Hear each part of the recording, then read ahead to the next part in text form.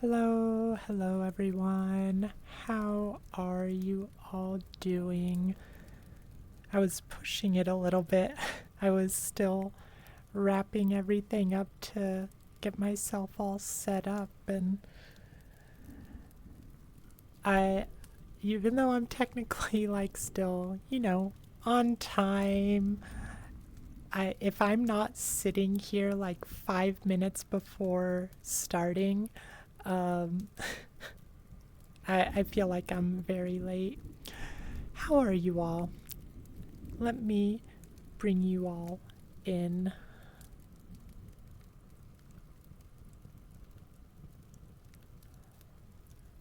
There we go. I was afraid it wasn't going to do the right screen. Once again, we don't have our usual setup where the camera's like over there and it gets the fireplace and everything.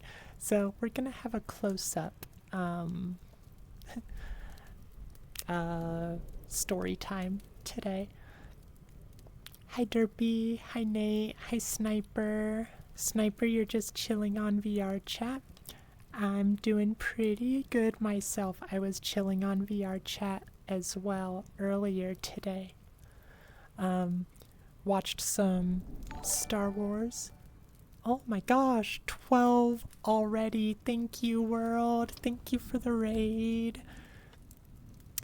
I honestly, I know I should have like I shouldn't be surprised at all, but I kind of did forget it was coming. Hi, Mugger. I hope you started behaving with the fish. Derpy, you're doing good. Was fishing for a while when a gaggle of mysterious individuals came to say hello. Yeah, I wonder who they could be. I hope they didn't disturb your peace too much. Sniper, you saw, was going to join, but your anxiety wasn't having it. Well, for what it's worth, everybody who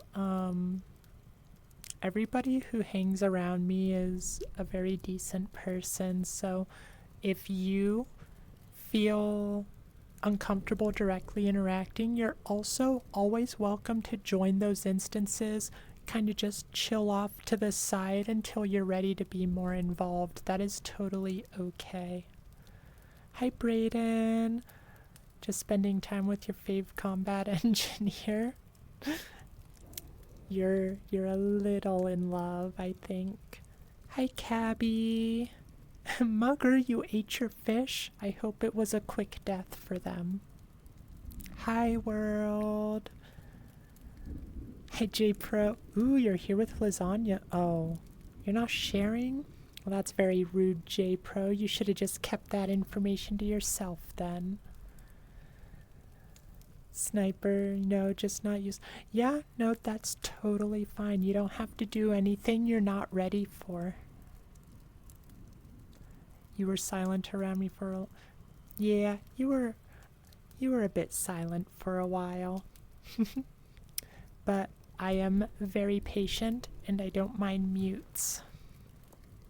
Wow, I hope the rest of your stream was good, world. And if you gotta eat dinner or something, you go right on ahead and I'll take care of all your little hostages. J Pro couldn't help, had to gloat. Oh my gosh, so mean. I want some lasagna now. Oh, thank you for the shout out.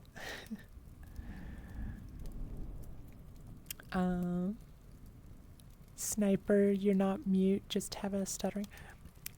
If you're consistently mute around me, you're a mute. All right. Well, let's hostages what? Oh yeah, I wasn't supposed to say that part out loud, was I? Sorry. Well, shall we get started on our story?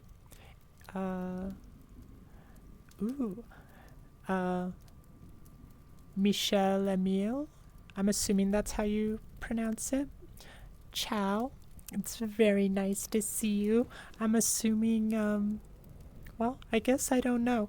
If you came from Worlds chat, I hope you had a good time there. If you're just stumbling in. I hope you stick around and enjoy this story. We're just about to start. Sniper, your mic is usually on, but you're... Okay. I don't mind stuttering messes. J-Pro, and a master of... Oh, you're a master of never being consistent.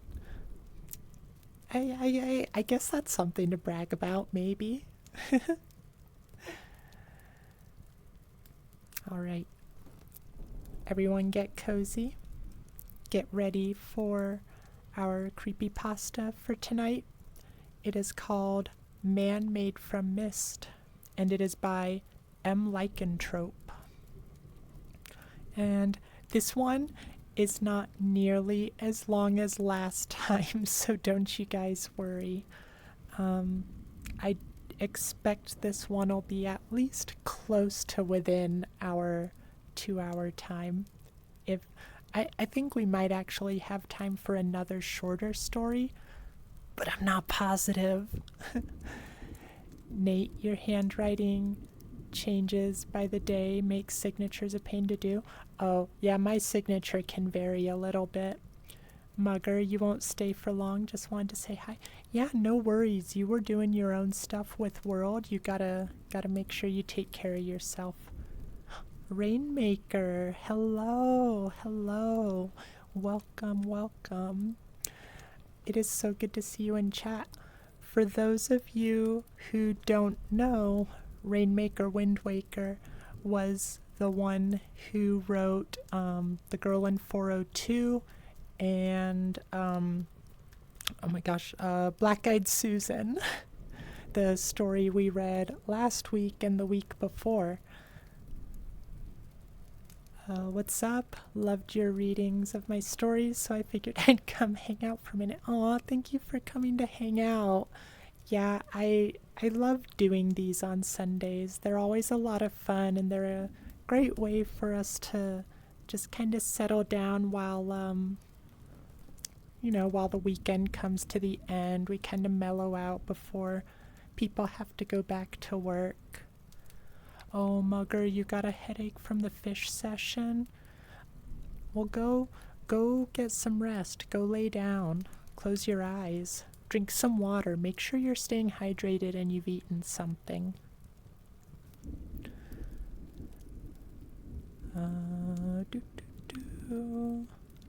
Okay, I think we're pretty much caught up with everything.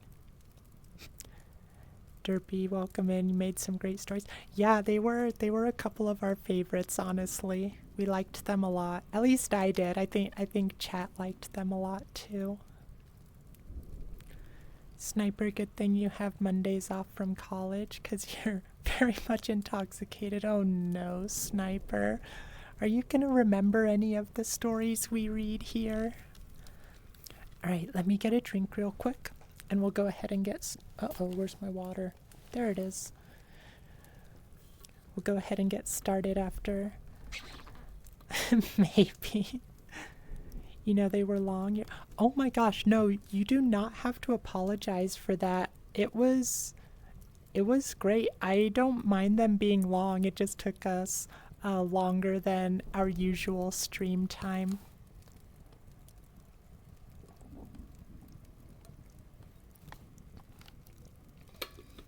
Sometimes I'll split it up and like finish the other half of the story or whatever the next week. But I did want to read yours completely through. I wanted to just keep going with them. Alright, go take care of yourself, Mugger. I hope you feel better soon. Hi, Donzi. Oh, that reminds me.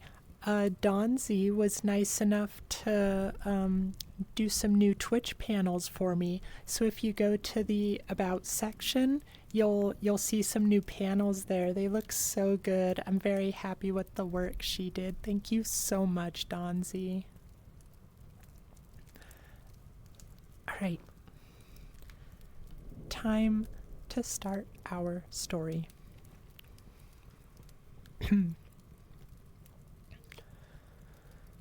Man Made from Mist by M. Lycanthrope.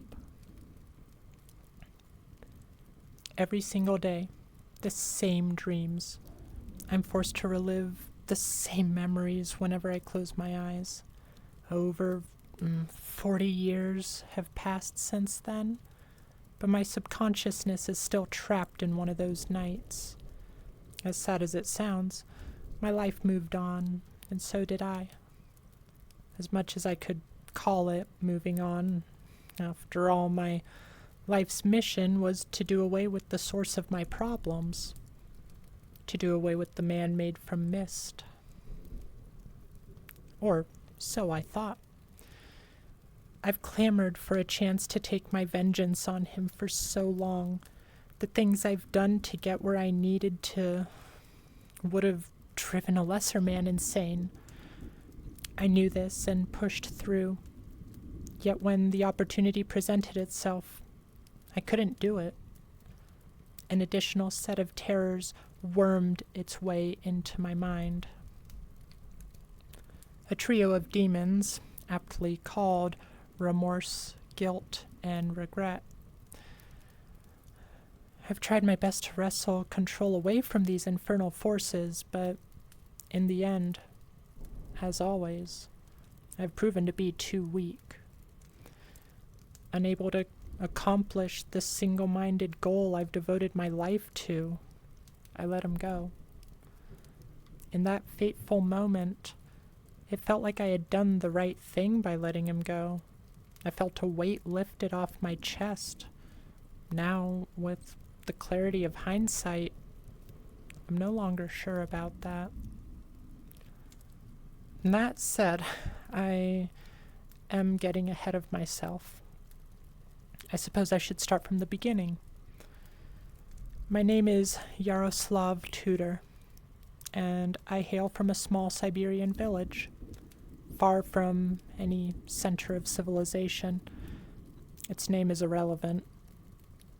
Knowing what I know now, my relatives were partially right, and outsiders have no place in it. The important thing about my home village is that it's a settlement frozen in the early modern era. Growing up, we had no electricity and no other modern luxuries. It was, and still is as far as I know, a small rural community of old believers. Now, when I say old believers, I mean that my people never adopted Christianity. They believe in the old gods, Perun and Veles, Svarog and Dazbog, along with Mokosh and many other minor deities and nature spirits. What outsiders consider folklore or fiction, my people to this very day hold to be the truth, and nothing but the truth. My village had no doctors, and there was a common belief that there were no ill people either. The elders always told us how no one had ever died from disease before the Soviets made incursions into our lands. Whenever someone died, it was said to be the result of old age. The horned shepherd had taken him to his grazing fields, they used to say. They said the same thing about my grandparents who passed away unexpectedly, one after the other in a span of about a year. Grandma succumbed to the grief of losing the love of her life. Whenever people died in accidents or were relatively young, the locals blamed unnatural forces. Yet no matter the evidence, diseases didn't exist until around my childhood. At least not according to the people. At some point, however, everything changed in the blink of an eye. Boris Beard Bogdanov, named so after his long and bushy graying beard, fell ill. He was constantly burning with fever, and over time, his frame shrunk. The disease he contracted reduced him from a hulk of a man to a shell no larger than my dying grandfather in his last few days. He was wasting away before our very eyes. The village folk attempted to chalk it up to malevolent spirits, poisoning his body and soul. Soon after him, his entire family got sick too. Before long, half the village was on the brink of death. My father got ill too. I can vividly recall the moment death came knocking at our door. He was bound to suffer a slow and agonizing journey to the other side. It was a chilly spring night when I woke up, feeling the breeze enter and penetrate our home. That night, the darkness seemed to be bleaker than ever before. It was so dark that I couldn't even see my hand in front of my face. A chill ran down my spine. For the first time in years, I was afraid of the dark again. The void stared at me, and I couldn't help but dread its awful gaze. At 11 years old, I nearly pissed myself again just by looking around my bedroom and being unable to see anything. I was blind with fear. At that moment, I was blind. The nothingness swallowed my eyes all around me, and I wish it had stayed that way. I wish I never looked towards my parents' bed. The second I laid eyes on my sleeping parents, reality took any semblance of innocence away from me. The unbearable weight of realization collapsed onto my infantile little body, dropping me to my knees with a startle. The animal instinct ordered my mouth to open, but no sound came. With my eyes transfixed on the sinister scene, I remained eerily quiet, gasping for air and holding back frightful tears. Every tall tale, every legend, every child's story I had grown out of by that point came back to haunt my psyche on that one fateful night. All of this turned out to be true. We'll pause here and talk to chat for a bit because I see you guys have been a little chatty, and I want to make sure I keep up with you guys. I am definitely intrigued in this story so far. It's definitely setting it up pretty all right.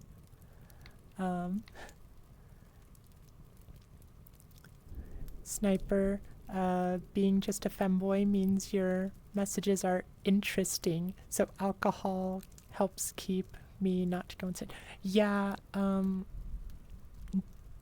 sure you already know, but for you and everyone else, you are allowed to block people if you get uncomfortable messages from them.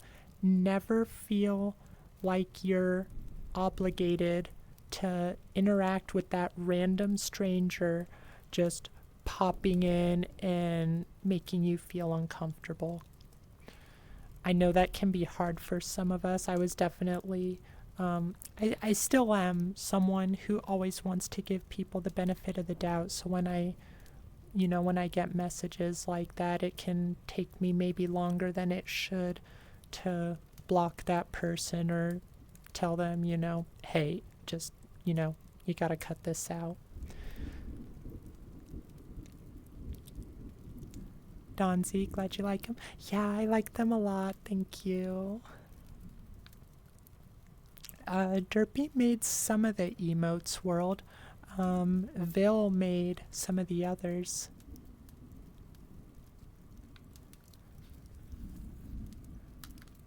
Yes, like World said, Sniper, remember to drink water. Your water tastes a bit like vodka, but okay. Oh my gosh, no. Sniper, drink water. Oh, now you want to speak Russian, Sniper.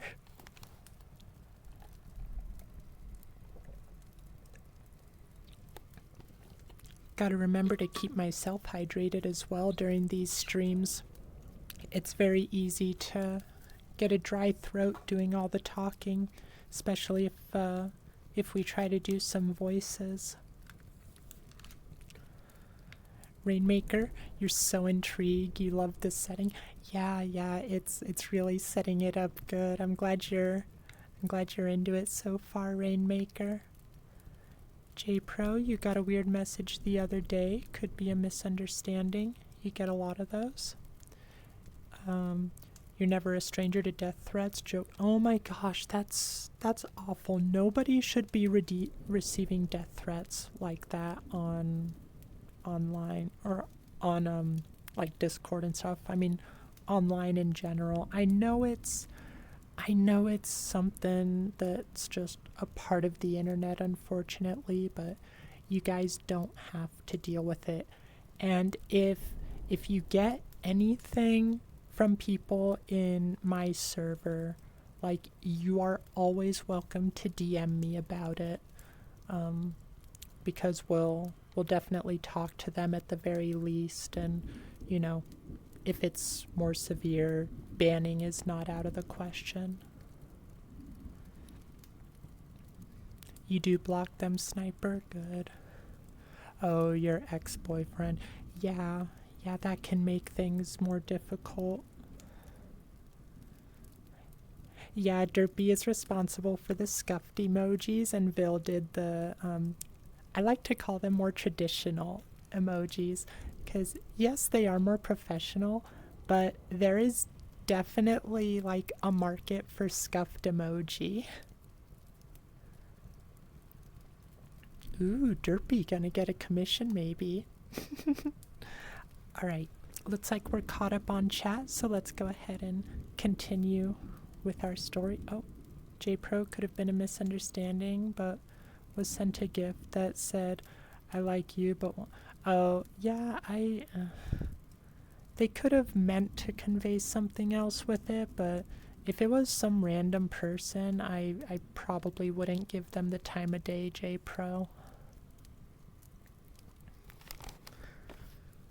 Alright. As I sat there, on my knees, holding on to dear life, a silhouette made of barely visible mist crouched over my sleeping father. Its head pressed against father's neck, teeth sunk firmly into his arteries. The silhouette was eating away at my father. I could see this much, even though it was practically impossible to see anything else, as if the silhouette had some sort of malignant luminance about it. The demon wanted to be seen. I must have made enough noise to divert its attention from its meal, because it turned to me and straightened itself out into this tall, serpentine, and barely visible shadow caricature of a human. Its limbs were so long enough to drag across the floor. Well, I was thinking this was going to be vampires for a second, but that doesn't sound like a vampire with the serpentine stuff. I guess we'll find out. Hi, Maple. It's good to see you. Sniper, always fun when he goes to other streamers and says that you cheated on him. Oh my gosh, that's not okay. Yeah, Sniper, just set it out of your mind. It's the bio lizard. Oh my god. Okay, Nate. But yeah, just set it out of your mind for now, Sniper. As long as you're here, you don't gotta worry about that, okay? Ooh, Maple, you got your striped thigh highs? Nice. I'm glad you're nice and cozy with them. Can you get a maw rating on that demon? I don't know if it's a reference, but or if I'm just stupid, but I'm sorry, I don't get it. I don't know what a maw rating is. Its features were barely distinguishable from the mist surrounding it. The thing was nearly invisible, only enough to inflict the terror it wanted to afflict its victims with. The piercing stare of its blood-red eyes kept me paralyzed in place as a wide smile formed across its face. crimson-stained, razor-sharp teeth peeked from behind its ashen gray lips, and a long tongue hung loosely between its jaws. The image of that thing has burnt itself into my mind from the moment we met.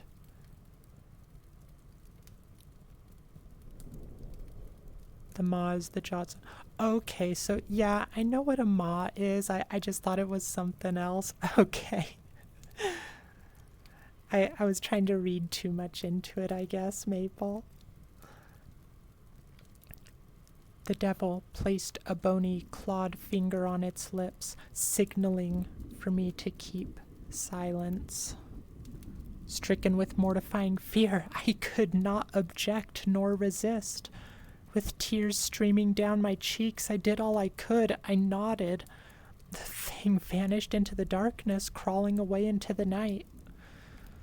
Exhausted and aching across my entire body, I barely pulled myself upright once it left. Still deep within the embrace of petrifying fear, it took all I had to crawl back to bed, but I couldn't sleep. The image of the bloodied silhouette made from a mist and my father's vitality clawed my eyes open every time I dared close them. The next morning, Father was already sick, burning with fever. I knew what had caused it, but I wouldn't dare speak up. I knew that if I had sounded the alarm on the man made from mist, the locals would have accused me of being the monster myself. The idea around my village was, if you were old enough to work the household farm, you were an adult man. If you were an adult, you were old enough to protect your family. Me being unable to fight off an evil creature harming my parent meant I was cooperating with it, or was the source of said evil. Shame and regret at my inability to stand up, for my father ate away at every waking moment, while the ever-returning presence of the man made from mist robbed me of sleep every night. He came night after night to feast on my father's waning life. He tried to shake me into full awareness every single time he returned, tormenting me with my weakness. Every day I told myself this one would be different, but every time it ended up the same. I was on my knees, unable to do anything but gawk in horror at the pest taking away my father and chipping away at my sanity. Within a couple of months, my father was gone. When we buried him, I experienced a semblance of solace. Hopefully the man made from mist would never come back again. Wishing him to be satisfied with what he had taken away from me, I was too quick to jump to my conclusion. This world is cruel by nature, and as per the laws of the wild, a predator has no mercy on its prey while it starves. My tormentor would return to take away from me so long as it felt the need to satiate its hunger. Before long, I woke up once more in the middle of the night. It was cold for the summer. Too cold. Dreadful thoughts flooded my mind. Fearing for the worst, I jerked my head to look at my mother. Thankfully, she was alone, sound asleep, but I couldn't ease my mind away from the possibility that he had returned. I hadn't slept that night. In fact, I haven't slept right since. Never. The next morning, I woke up to an ailing mother. She was burning with a fever, and I was right to fear for the worst. He was there the previous night, and he was going to take my mother away from me. I stayed up every night since to watch over my mother, mustering every ounce of courage I could. to confront the nocturnal beast haunting my life. Hi, Sword Swiper. Gonna be lurking for a bit? Oh, and you're not streaming tonight? Well, I hope you enjoy lurking and listening to the story. Oh, I almost missed your hydrate, Maple. Thank you for the hydrate. Hydrate or die straight. Well, I certainly can't die straight, so I guess I'm hydrating.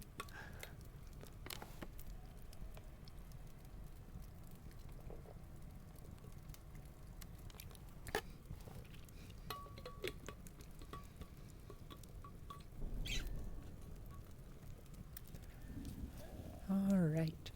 Like I said, very important for me to stay hydrated during these streams. It's all too easy for my throat to get too dry.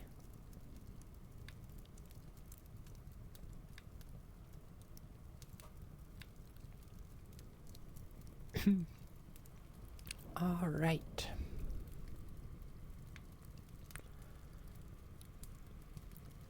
It never returned. Instead, it left me to watch as my mother withered away to disease like a mad dog. The fever got progressively worse, and she was losing all color. In a matter of days, it took away her ability to move, speak, and eventually reason. I had to watch as my mother withered away. Barking and clawing at the air, she recoiled every time I offered her water, and attempted to bite into me whenever I'd get too close. The furious stage lasted about a week before she slipped into a deep slumber, and after 3 days of sleep, she perished. A skeletal, pale, gaunt husk remained of what was once my mother.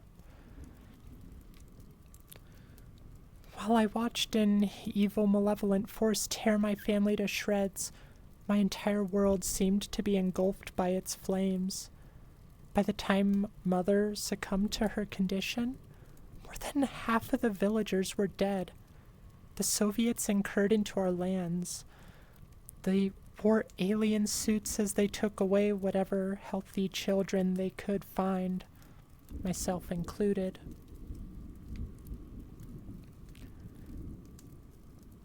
Oh my gosh, thank you, Sniper.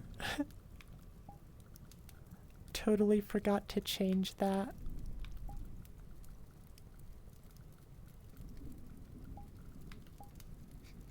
Thank goodness nobody joined. You might have saved me, Sniper. Oh my gosh, Maple, you'd be like, why won't this demon ravage me? You dork. Saw that and got confused, Sniper. Yeah, it happens every now and then, especially when I'm kind of pushing it on time.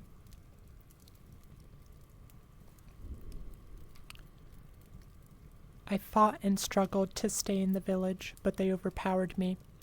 Proper adults had to restrain me so they could take me away from this hell and into the heart of civilization. After the authorities had placed me in an orphanage, the outside world forcefully enlightened me. Took years, but eventually I figured out how to blend in with the city folk. They could never fix the so-called trauma of what I had to endure, and there was nothing they could do to mold the broken into a healthy adult. The damage had been too great for my wounds to heal. I adjusted to my new life and was driven by a lifelong goal to avenge whatever had taken my life away from me. I ended up dedicating my life to figuring out how to eradicate the disease that had taken everything from me after overhearing how an ancient strain of Siberian anthrax reanimated and wiped out about half of my home village. They excused the bite marks on people's necks as infected sores. Took me a long time, but I've gotten myself where I need to be. The Soviets were right to call it a disease, but it wasn't anthrax that had decimated my home village and taken my parents' lives. It was something far worse, an untreatable condition that turns humans into I am going to struggle with this word, I'm sorry. Hematophagic? That's probably the closest. Corpses somewhere between the living and the dead. Fortunately, the only means of treatment seemed to be the termination of the remaining processes vital to sustaining life in the afflicted. It's an understanding I came to have after long years of research under oftentimes illegal circumstances. The initial idea came about after a particularly nasty dream about my mother's last days. In my dream, she rose from her bed and fell on all fours. Frothing at the mouth, she coughed and barked simultaneously. Moving awkwardly on all fours, she crawled across the floor towards me. With her hands clawing at my bedsheets, she pulled herself upwards and screeched in my face, letting out a terrible sound between a shrill cry and a cough.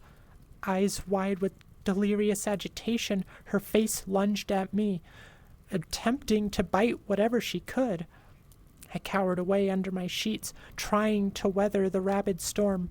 Eventually, she clasped her jaws around my arm, and the pain of my dream jolted me awake.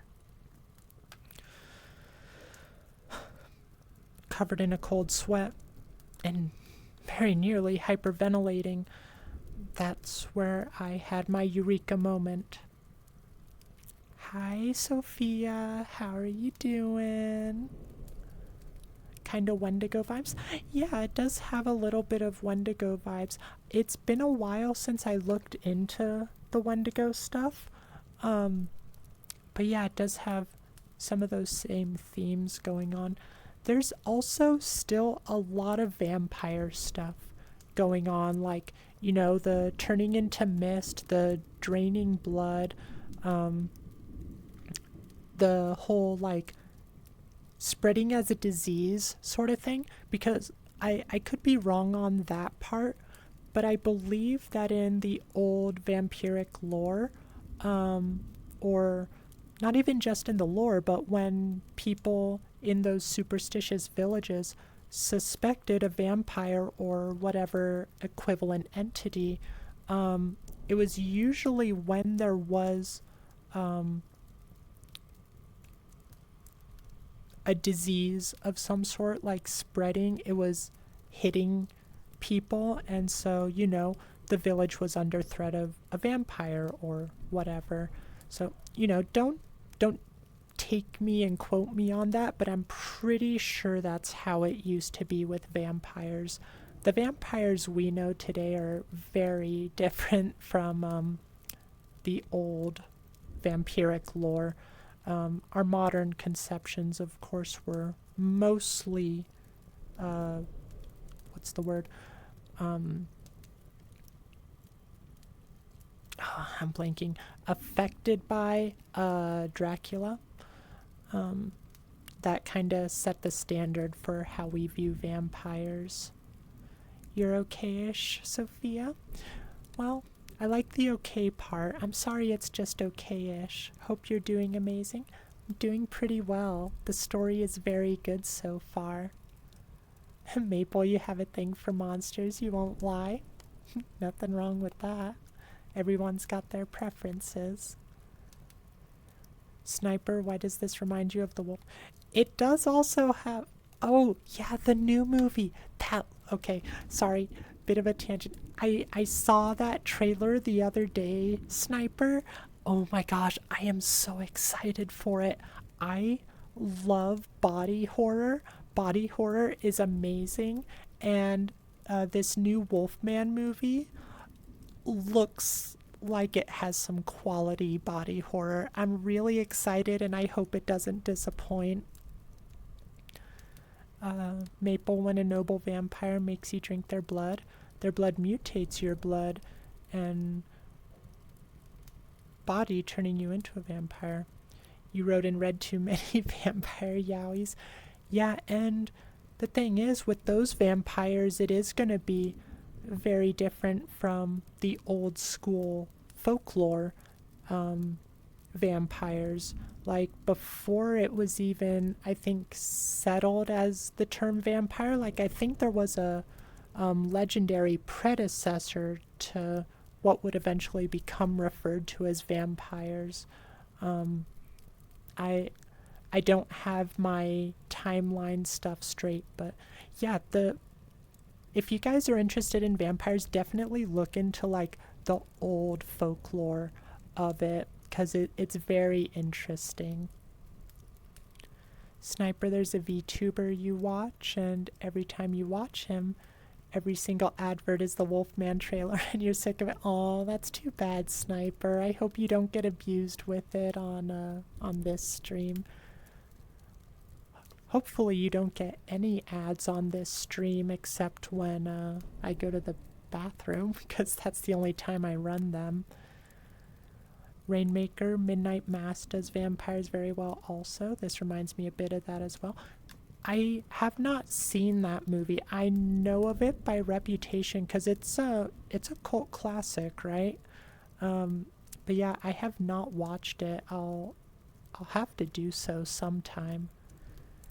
Dracula was called a vampire because of his very violent way of dealing with his enemies. Wasn't that wasn't Dracula well, I don't want to say completely fictional. Wasn't the character Dracula just a fictional character, but based on Vlad the Impaler? Or am I mistaken? Hi, Cabby. Okay, just wanted to make sure I had that straight.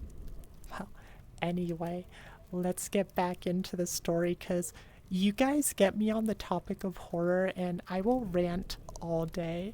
I love horror, if you haven't guessed by now.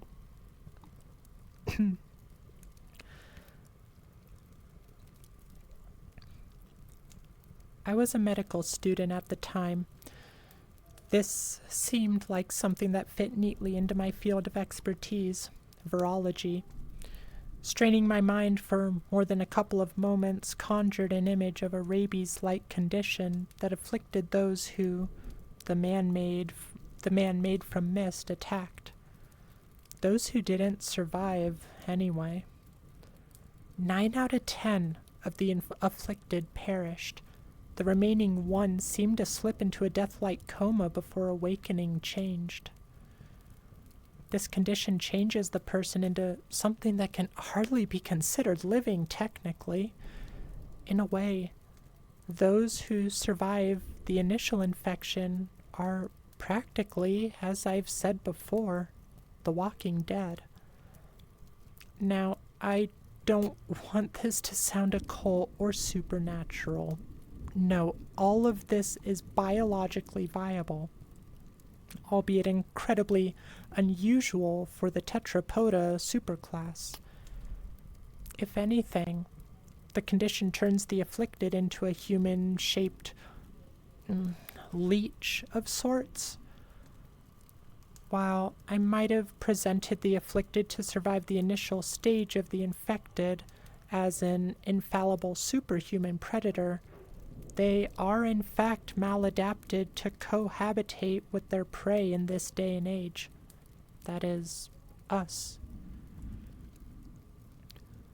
Ignoring the obvious need to consume blood and, to a lesser extent, certain amounts of living flesh, this virus inadvertently mimics certain symptoms of a tuberculosis infection, at least outwardly. This is exactly how I've been able to find test subjects for my study. Hearing about death row inmates who matched the profile of advanced tuberculosis patients, but had somehow committed heinous crimes, including cannibalism. Thank you for the follow, Iron Man. It's nice to have a superhero following me. I hope you're enjoying this story.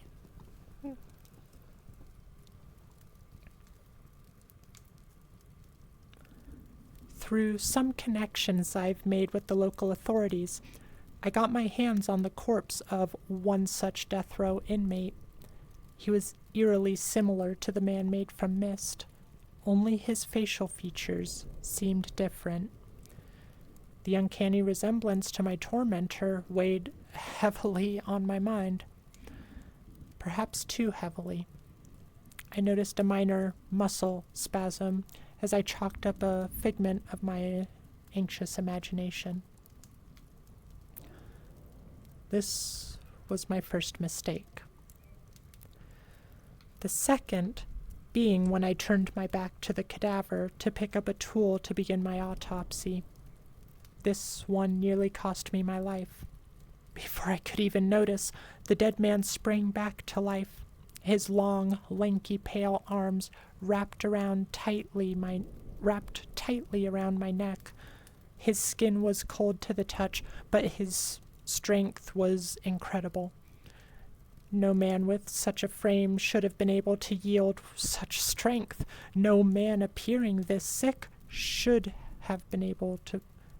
Okay, sorry, some of the wording on this is very weird, so bear with me. I think they had a couple of typos in this segment. I do think I might have gotten this one from the workshop category, so I might have a few of these sorts of things in it. Sorry about that. Let me reread that real quick. No man with such a frame should have been able to yield such strength. No man appearing this sick should have been able to possess such strength. Thankfully, I must have stood in an awkward position from him to apply his blood choke properly. Otherwise, I would have been dead. Or perhaps undead by now. As I scrambled with my hands to pick up something from the table to defend myself with, I could hear his hoarse voice in my ear. I am sorry. I am starving. The sudden realization I was dealing with a thing human enough to apologize to me took me by complete surprise. With a renewed flow of adrenaline through my system, my once worst enemy, fear, became my best friend. The reduced supply of oxygen to my brain eased my paralyzing dread just enough for me to pick a scalpel from the table and forcefully jam it into the predator's head. His grip loosened instantly, and with a sickening thump, he fell on the floor behind me, knocking over the table. The increased blood flow brought with it a maddening existential dread. My head spun, and my heart raced through the roof. Terrible, illogical, intangible thoughts swarmed my mind. There was fear interlaced with anger, a burning wrath. The animalistic side of me took over, and I began kicking the dead man's body again and again. I wouldn't stop until I couldn't recognize his face as human. Blood, torn out hair and teeth flew across the floor before I finally came to. Collapsing on the floor right beside the corpse, I sat there for a long while, shaking with fear, clueless about the source of my fear. After all, it was truly dead this time. I was sure of it. My shoes cracked its skull open and destroyed the brain. There was no way it could survive without a functioning brain. This was a reasoning thing. It needed its brain. Yet there I was, afraid. Not shaken, afraid. This was another event that etched itself into my memories, giving birth to yet another recurring nightmare. Time and time again, I would see myself mutilating the corpse, each time to a worsening degree. No matter how often I tried to convince myself I did what I did in self-defense, my heart wouldn't care. I was a monster to my psyche. I deeply regret to admit this, but this was only the first one I had killed, and it too, perhaps, escaped this world in the quickest way possible. Regardless, I ended up performing that autopsy on the body of the man whose second life I truly ended.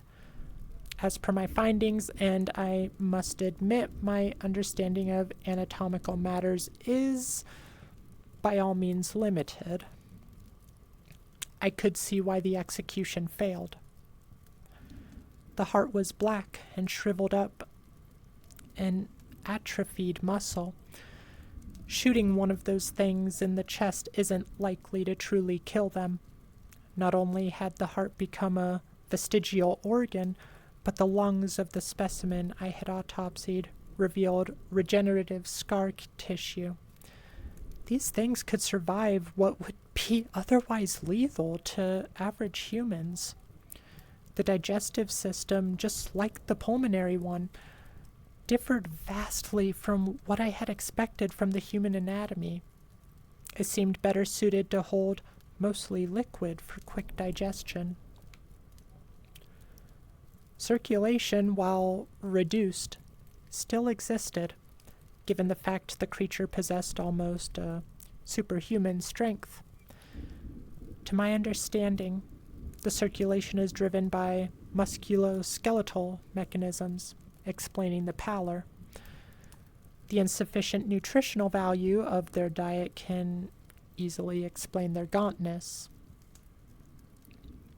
Unfortunately, this study didn't yield many more useful results for my research. However, I ended up extracting an interesting enzyme from the mouth of the corpse. With great difficulty, given the circumstances, these things develop Draculin, a special anticoagulant found in vampire bats.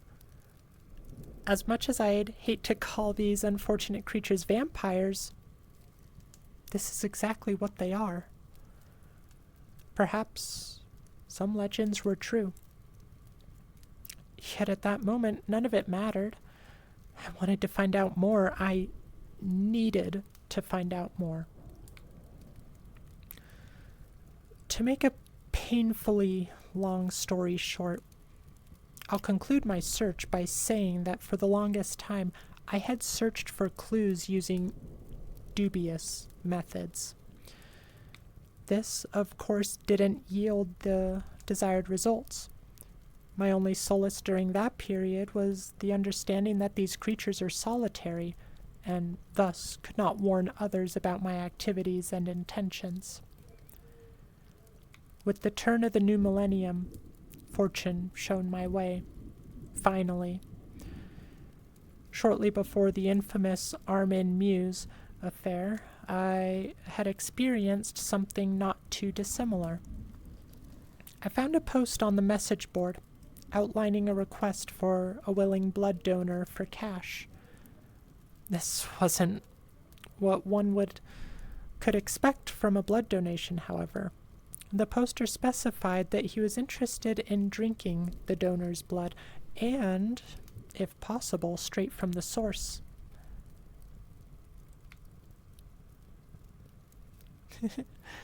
Nailed it with the vampire call. I was like, the mist thing at the very beginning with him like biting in to the dad, that seemed pretty solid, but you never know. People can twist things and go in some creative ways. I'm really liking how they're approaching this with the whole scientific approach. Sniper. It's the same with the lore of zombies. In the original zombie movie in 1932, they were just dead people controlled by a magic necklace. An evil man controls zombies. Wasn't until the 1968 movie Night of the Living Dead that made zombie the flesh-eating dead corpses we know today. Yeah, and wasn't it's been forever since I watched it, but in that original movie, weren't they still quote unquote alive? Like they were more hypnotized by like voodoo shamans than anything else. Like they were put into this near death state. Um, that is at least one of the origins of the idea of zombies.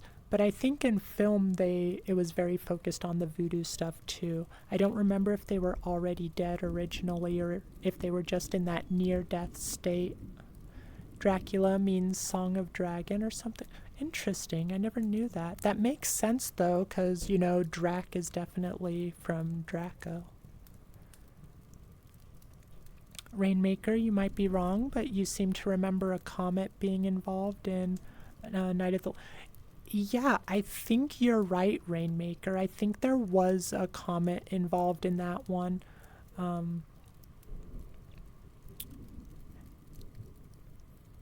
Yeah, Night of the Living Dead, like Dracula did with vampires, Night of the Dead set the standard for what we view as zombies. Now you're thinking of a fire-breathing vampire. Oh my gosh, I kind of want to see that, like a D&D dragonborn vampire character. Oh, Cabby, you're into George Romero. Very nice. J Pro, you love the movie Dracula Untold. I haven't watched it. I just heard awful things about it. I do love schlock though, so I'm definitely up to watch it. Totally set it up for a sequel, but still nothing. They were gonna I think they were gonna try and pull Dracula Untold into the Universal Monsterverse that they were trying to get going with the Mummy remake, and it wasn't a great movie, but I did actually like the Mummy movie with Tom Cruise, and I was really excited to see more from the universe because they introduced Jekyll and Hyde in that movie and hinted at a lot of the other monsters. I would have loved to see something like that. And for context, like as a kid, I loved League of Extraordinary Gentlemen. So I was really hoping for something akin to that with the Universal Monsterverse reboot. You loved the one before those. Oh, Brendan Fraser. Yeah, I love the first Brendan Fraser Mummy movie. The second one, I can enjoy it. The third one, I love Jet Li, but it was. But yeah, I love it. One of the best reboots, honestly. There have been some really good monster movie reboots though for Universal. The way he screams. Yeah, Brendan Fraser he's just a great action star. I love him. I'm so glad he's gotten back into Hollywood. But you guys are distracting me again. Let me hydrate myself and we'll continue our story. I'm so glad you guys like to nerd out about that horror stuff too. Oh, stretch? Alright, let's do a stretch after this hydrate.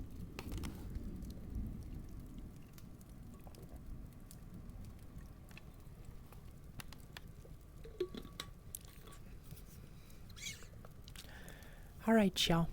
If you have been sitting for a while, because we are halfway through our usual stream time, let's go ahead and get up. Let's do a few stretches, get that blood flowing, and then we will continue with our story. Oh, that does feel really good. I really needed this stretch. Thank you, Derpy. and we're actually moving through this story at a pretty good pace. I do think we might have time for another shorter story. There go my bones cracking. I'm too old for this, chat. Oh, that feels really good on my shoulder. Alright. Let's pull up. Oh my gosh, my balance is so bad. Oh my gosh. Okay. Let's do that other leg. I really need to get into the habit of like doing daily stretches for my hamstrings, because my hamstrings are so tight, you guys. You needed a stretch too, Derpy? Well, I'm glad we could do some stretches together then. J Pro, your friend M is way more into horror. She likes the real gore though. She's your art friend. Aw. I do like I do like gore in horror, as long as it's done well. I'm actually a fan of the torture porn movies like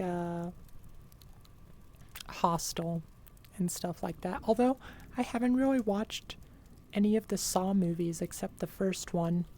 Go figure. Oh no, you fell, Nate. I hear very good things about Terrifier. I need to watch it. I haven't watched a single one of the Terrifier movies. Alright, where were we? Where did I leave off? Okay, there we are.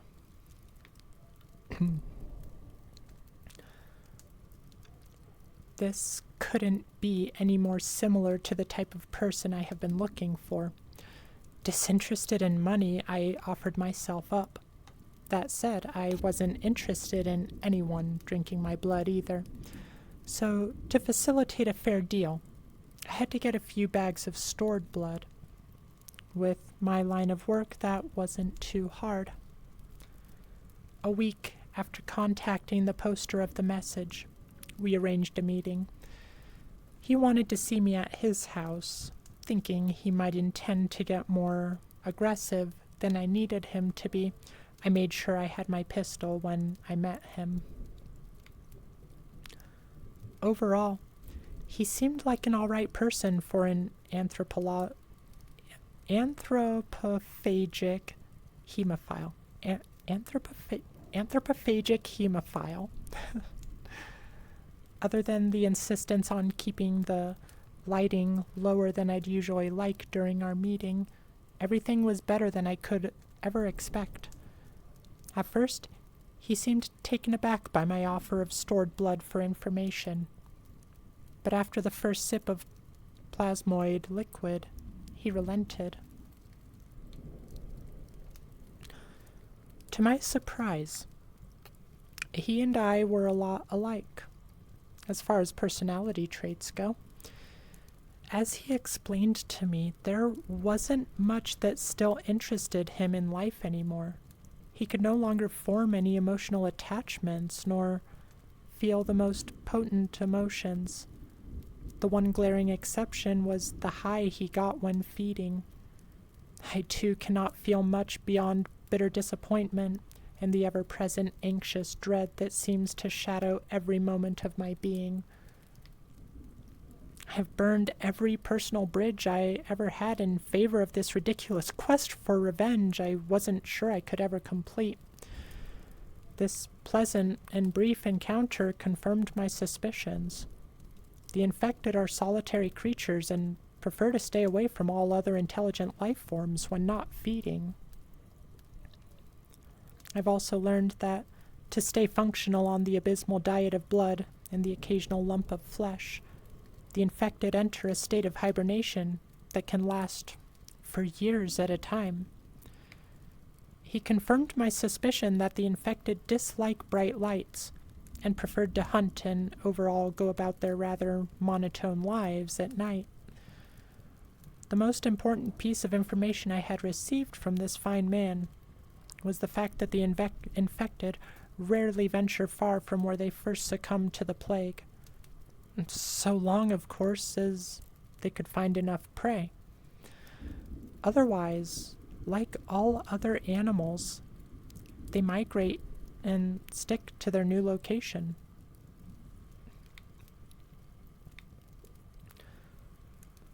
Interestingly enough, I could almost see the sorrow in his crimson eyes, a deep regret, and a desire to escape an unseen pain that kept gnawing at him.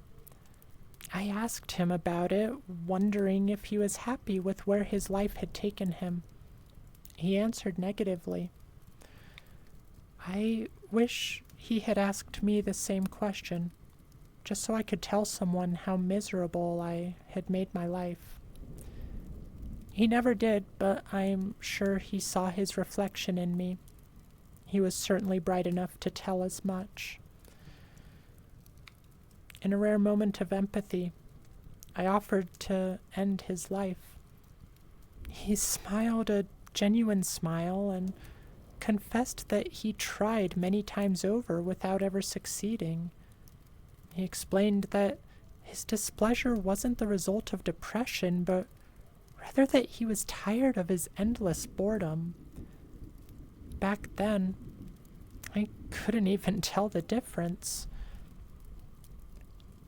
Smiling back at him, I told him the secret to his survival was his brain staying intact. He quipped about it, making all the sense in the world, and told me he had no firearms. I pulled out my pistol, aiming at his head, and joked about how he wouldn't need one. He laughed, and when he did, I pulled the trigger. The laughter stopped and the room fell dead silent. Too silent. And with it he fell as well. Dead for good this time. Even though this act of killing was justified, it still frequented my dreams. Yet another nightmare to a gallery of never-ending visual sorrows. This one, however, was more melancholic than terrifying, but just as nerve-wracking. He lost all reason to live, to exist just to feed. This was below things, no, people like us. The longer I did this, all of this, the more I realized I was dealing with my fellow humans. Unfortunately, the humans I've been dealing with have drifted away from the light of humanity. The cruelty of nature had them reduced to wild animals controlled by a base instinct without having the proper way of employing their higher reasoning for something greater. These were victims of a terrible curse. As was I. My obsession with vengeance only grew worse. I had to bring the nightmare I had reduced my entire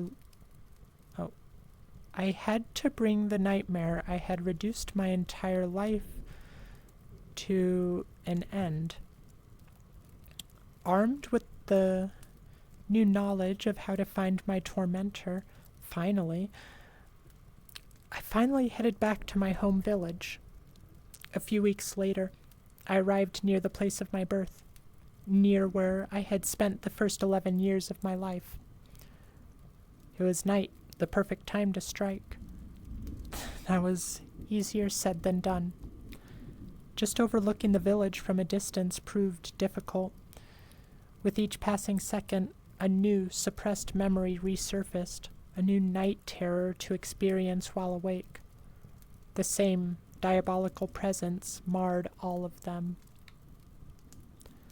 Countless images flashed before my eyes, all of them painful. Some were more horrifying than others. My father's slow demise, my mother's agonizing death. All of it tainted by the sickening shadow, standing at the corner of the bedroom. Tall, pale, barely visible, as if he was part of the nocturnal fog itself. Only red eyes shining, glowing in the darkness, along with the red hue dripping from his sickening smile. Bitter, angry, hurting, and afraid, I lost myself in my thoughts. My body knew where to find him, however, we were bound by the red thread of fate. Somehow, from that first day, when he made me his plaything, he ended up tying our destinies together. I could probably smell the stench of iron surrounding him. I was fuming, ready to incinerate his body into ash and scatter it into the nearest river. Worst of all was the knowledge I shouldn't look for anyone in the village, lest I infect them with some disease they'd never encountered before. It could potentially kill them all. I wouldn't be any better than him if I had let such a thing happen. My inability to reunite with any surviving neighbors and relatives hurt so much that I can't even put it into words. All of that seemed to fade away once I found his motionless cadaver resting soundly in a den by the cemetery. How cliché. The undead dwelling in burial grounds. In that moment, bereft of his serpentine charm, everything seemed so different from what I had remembered. He wasn't that tall. He wasn't much bigger than I was when he took everything from me.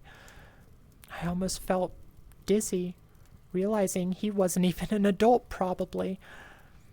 My memories have tricked me. Everything seemed so bizarre and unreal in that moment.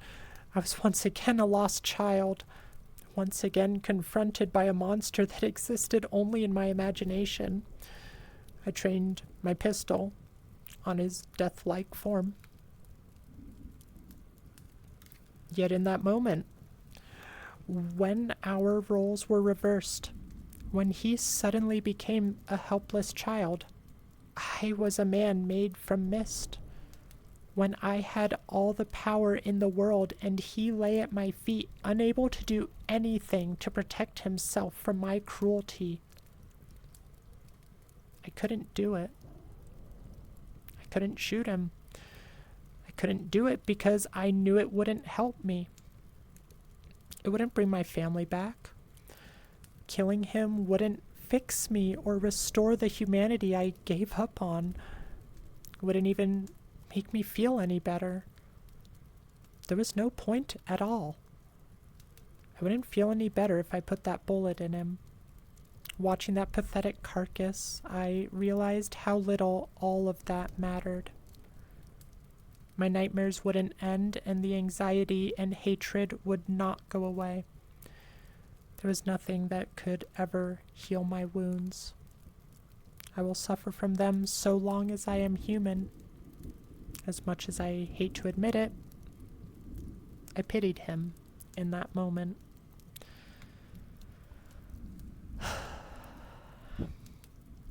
As I've said, letting him go was a mistake.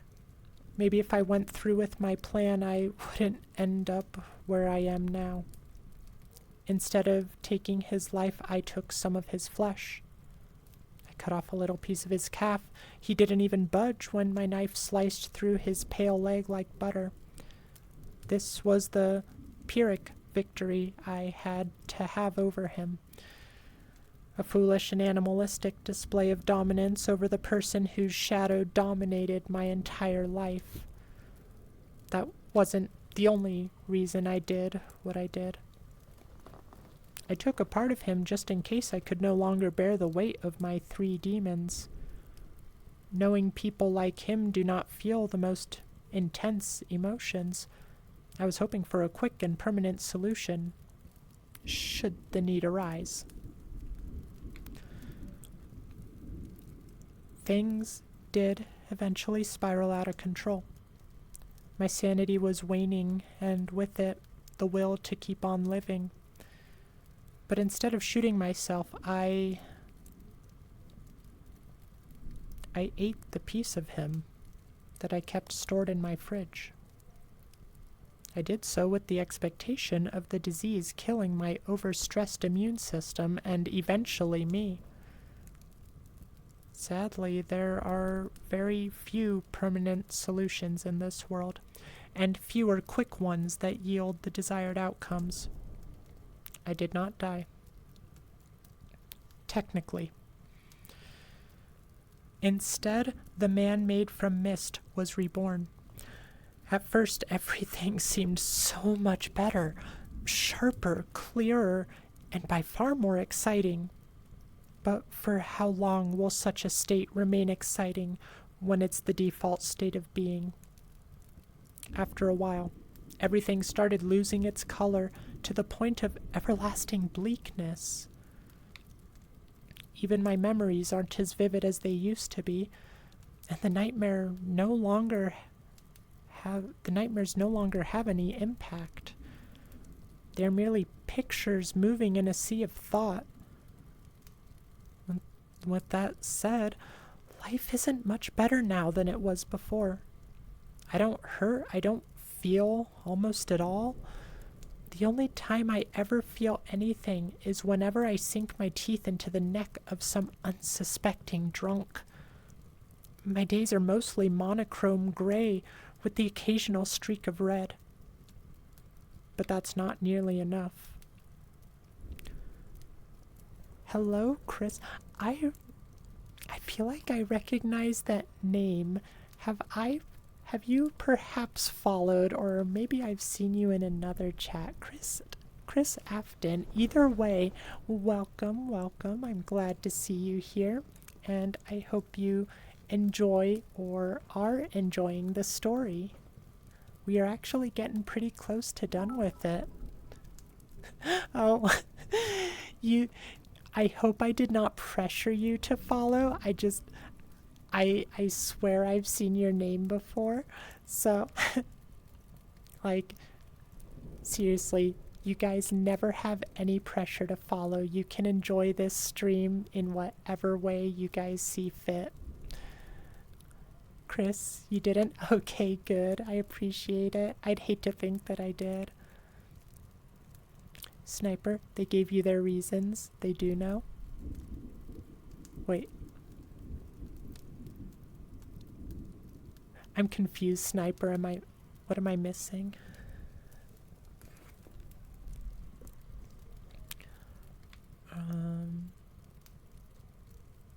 Oh, it got auto-corrected. Okay. Let me get a drink of water real quick, and then we will finish up the last little bit of this story.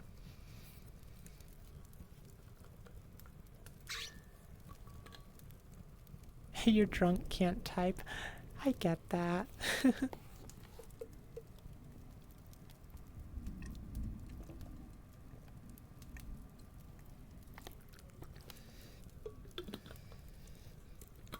All right.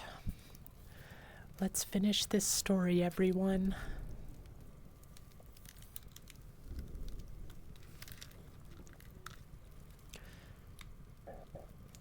Unfortunately, I lost my pistol at some point, so I don't have a way out of this tunnel of mist. It's not all bad. I just wish my nightmares wouldn't sting a little again. Otherwise, what is the point of dwelling on every mistake you've ever committed? What is the point of a tragedy if it cannot bring you to the catharsis of sorrow? What is the point in reliving every blood-soaked nightmare that has ever plagued your mind if they never bring any feelings of pain or joy? Is there even a point behind recollection that carries no weight? No, there is none. Everything I've ever wanted is within reach.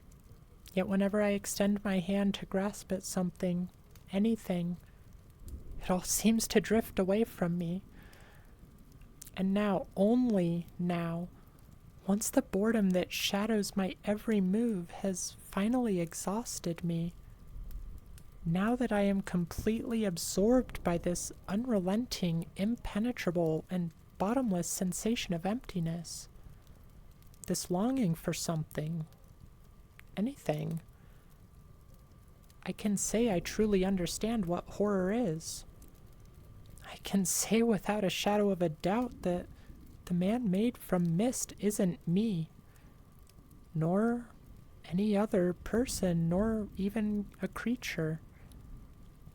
No, the man made from mist is the embodiment of pure horror, of fear. One so bizarre and malignant, it exists only to torment those afflicted with sentience. The end. I quite liked that. Thank you for the posture check, Chris. All right, everyone. Y'all know the drill. Get those backs straight. Get them boobs out. Get them shoulders back. I did it in the wrong order, but that's okay. What did you all think of the story? I don't know what I think of the ending. I'm kind of undecided about that. Overall, I did really like the story. It was a very melancholic horror. And that's really nice to have sometimes, especially in, a day and age when we have a lot of in-your-face horror. It's nice to have something a little more gothic. Someone just randomly DM'd you on Discord saying they burnt their pizza rolls. No, pizza rolls are delicious. Didn't mean for that to turn into a link. Oh, did it turn into a link? You liked the story, a very bleak and clinical take on vampires. I like when people take ideas we all know and take it. Yeah, taking it in a different direction. I feel like what it is it's not even necessarily taking it in a severely different direction. It's when they make it their own, Like, you could definitely feel the author in this, you know what I mean?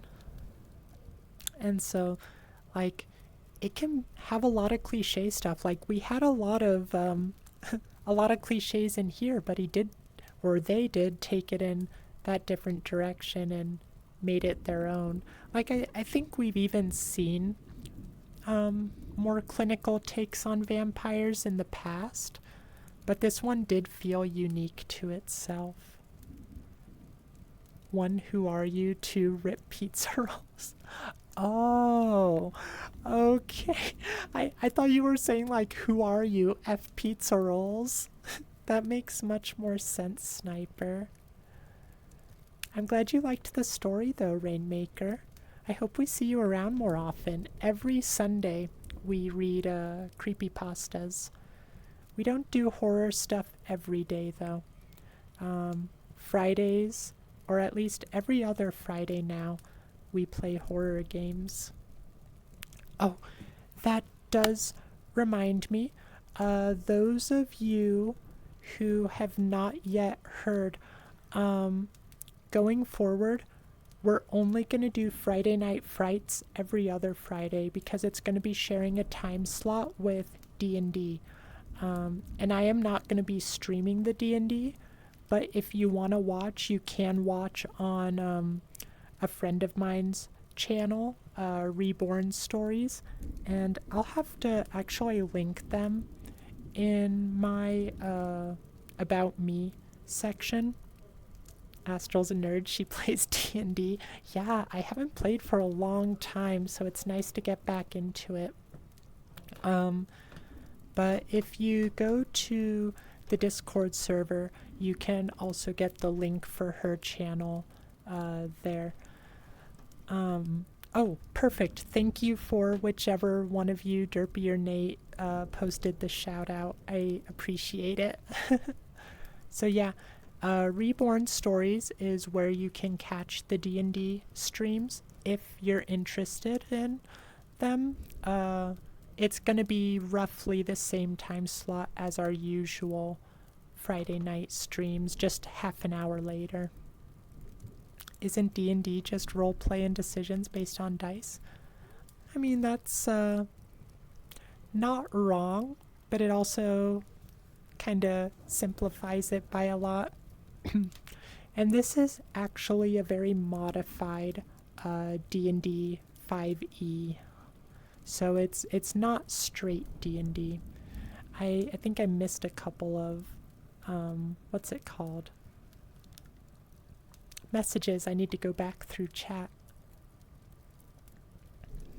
JPro, even though you had to leave in the beginning, you liked it. It took you in and definitely made you feel an empty sorrow for what the MC and infected were going through. Yeah, I agree. I particularly liked the interaction he had with the I'm gonna call them vampires, with the vampire who put out the like looking for blood post. Like just that whole interaction where he really felt the connection, like he stopped viewing them as just some monster and starting to view them as human again. Not that that stopped him from doing stuff, but I really liked seeing him have that connection. Him shooting the vampire got you. You're like, well, yeah, I felt it was coming when he pulled out the gun. But yeah, I was curious if I would have thought the vampire would take him up on it. That was kind of interesting to me.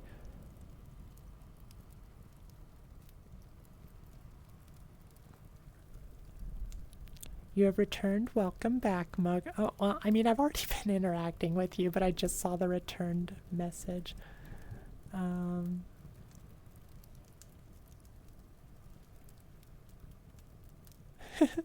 Yeah, you gotta know what happened to the pizza rolls. I agree.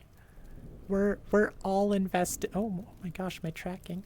We're all invested in the pizza rolls now, so you have to give us updates.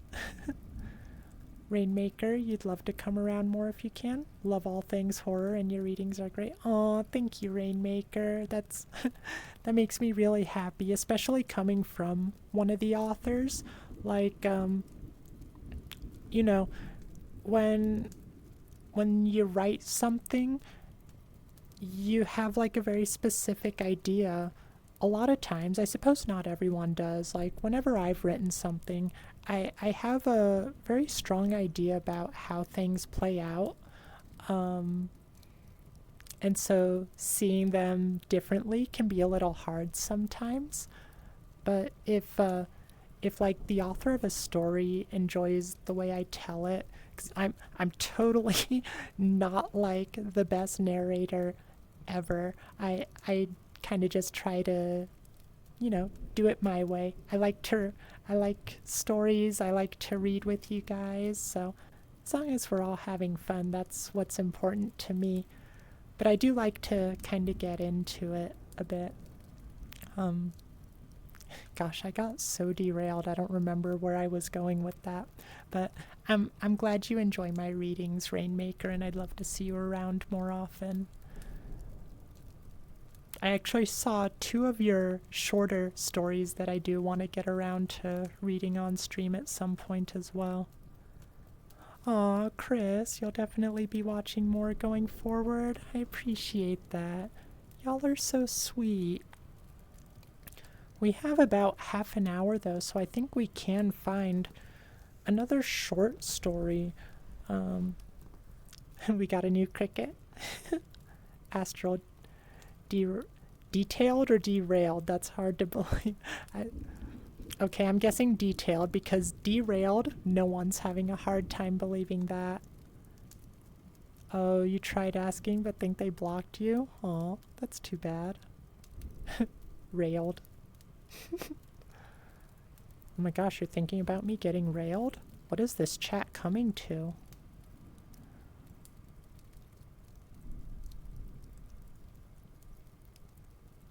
poor pizza rolls. Okay, I think I'm pretty much... It's what you said, J-Pro. Oh my gosh. Got your mind? Okay, we should move on. This stream is degrading. But if you don't mind, Rainmaker, I think maybe I will read one of your shorter ones in the time we have left, because otherwise I'm not sure what to read.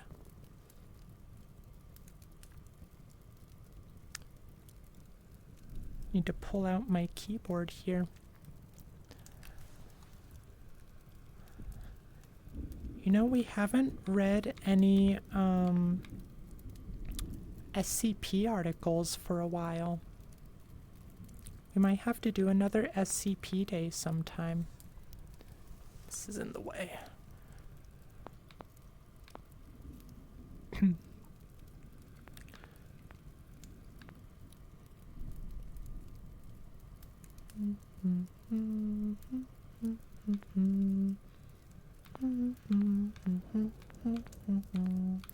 Sorry, you guys. I'm just looking for our next story.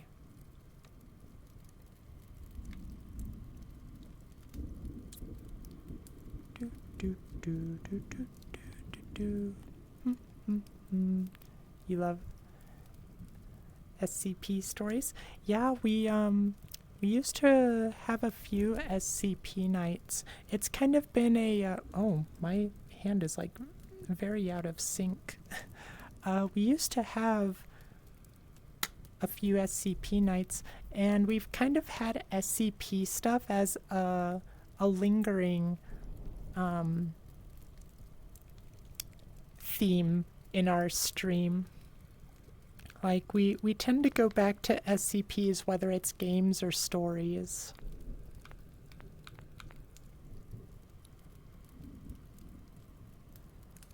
Okay, I'm having trouble doing this search.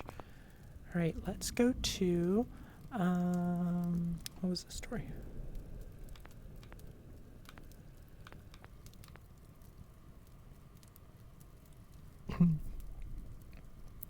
I do need to open up a new channel so that you guys can post. Like, I guess they could go in the suggestion box, but it'd be nice to have a place where you guys can just post creepypastas that you liked so that we can read them not just on stream, but people can read them in their own time as well. Oh my gosh, I found them before. Why am I having trouble finding the stories now?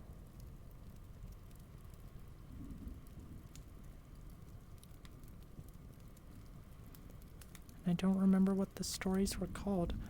I am so bad at using this. Okay, we'll just find some other story. Let's see. Where is a short story? Because we definitely need a short one. We're getting less time by the second. Oh, hydrate. Thank you, Derpy. You're an SCP, in other words, a super cool person. That's so silly. I love it. You return to your dork mind, watching aviation videos and getting more drunk? Oh my gosh. At least you're not actually flying while drunk.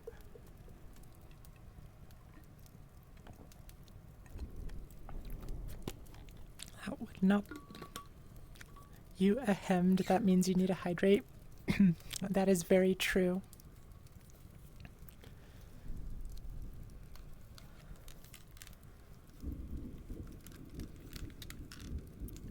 What the heck, Rap Rat? I knew I should have had one prepared. I thought about preparing one, just in case I finished early. The Electric Rabbit, what the heck? Oh, that's part of a series. We won't read that. Astral always loves the dorky jokes. I do love the dorky jokes. Hmm.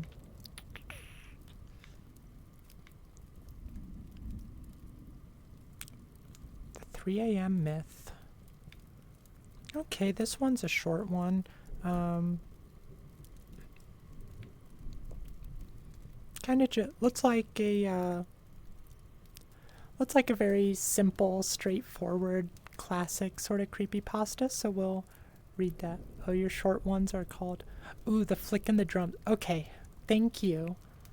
Yeah, I stumbled across them, but I couldn't remember what they were called. All right. Which one do you think we should read, Rainmaker? Which one do you like better? Astral, did I tell you the joke about the lizard tail fall? Oh my gosh. Okay, I think so. I think you did. I feel like I remember hearing this, but I don't remember the answer. Go ahead and tell it to me again, because I don't remember it. Reminds you of the Shark Punching Center, an SCP group of interest spawned from a typo. You like the drums better, but it's less horror and more existential, so it's let's go with the flick tonight then. We'll save the drums for another night.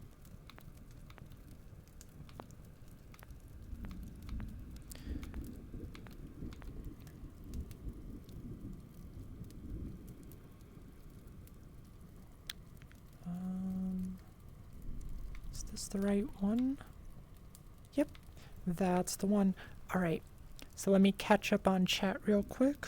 Get rid of my keyboard because it's very much in the way. All right. Posture check again. All right, you goobers. Get them back straight. Get them shoulders back and them boobs out. I almost said it in the wrong order again. What's wrong with me? It's not like I don't say this enough times to have it ingrained in my brain.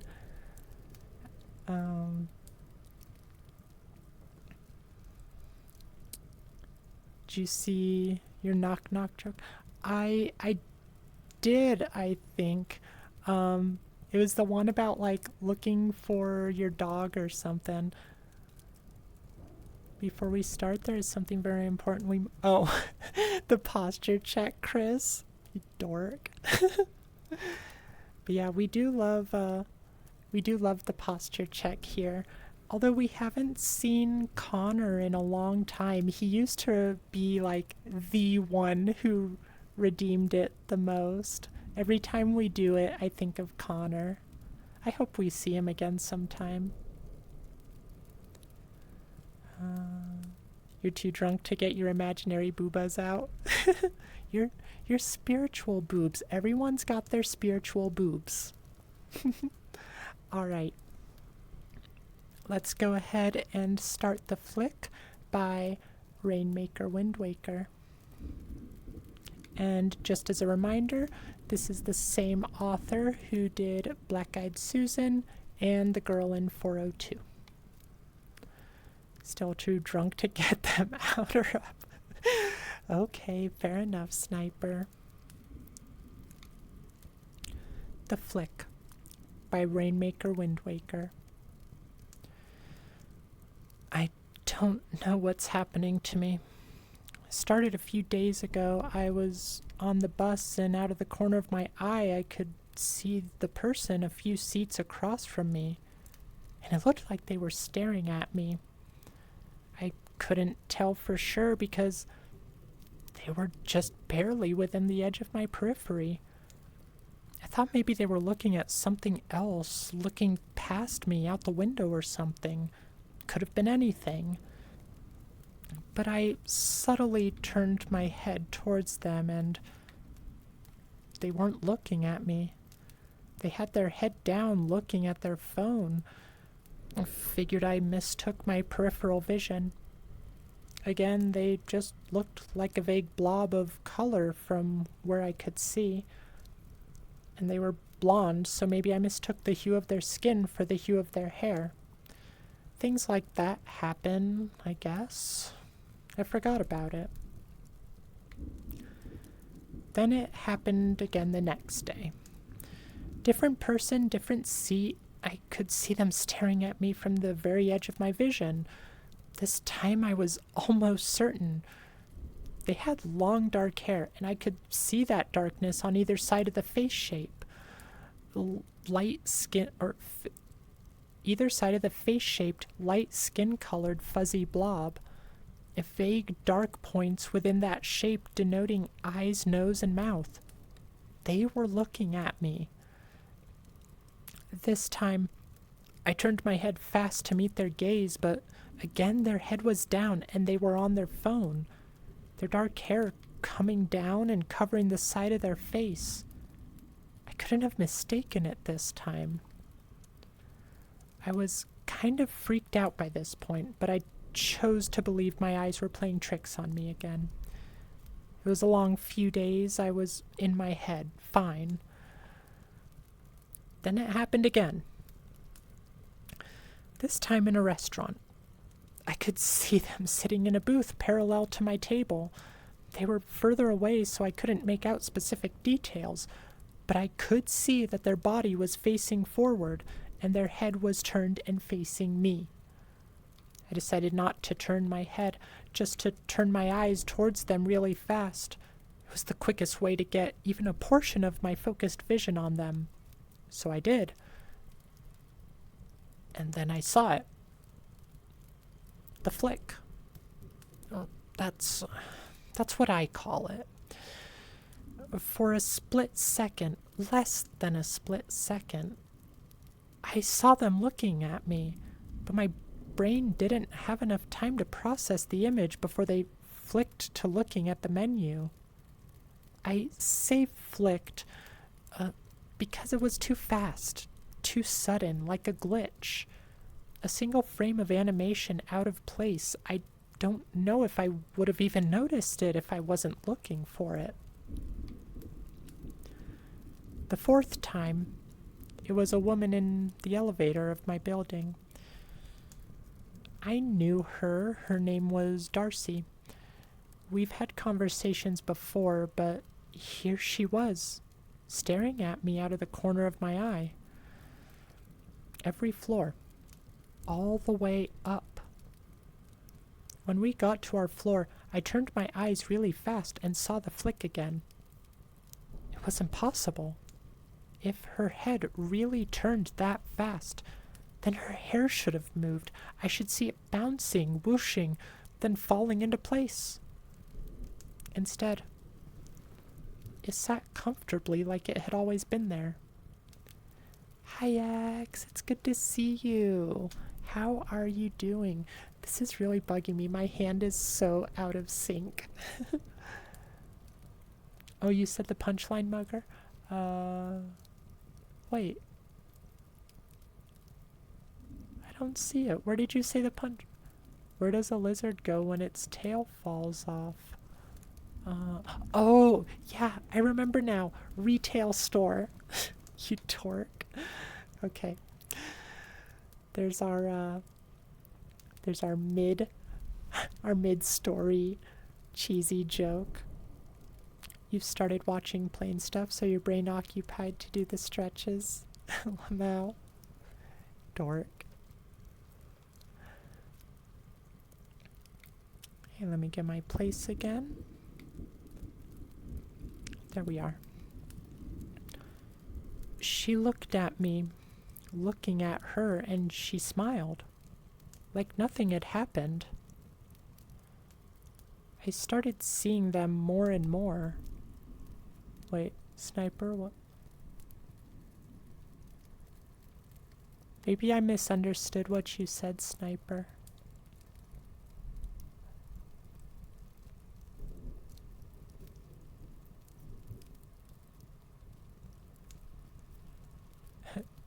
You certainly are a dork, Sniper. What the heck?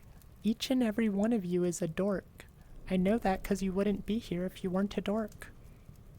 Flawless logic. Mugger, you got another one, Miss Astral? What do you call a pig that does karate? Oh my god, rude. A pig that does karate. Oh my gosh, a pork chop. Okay, yeah. I like that one.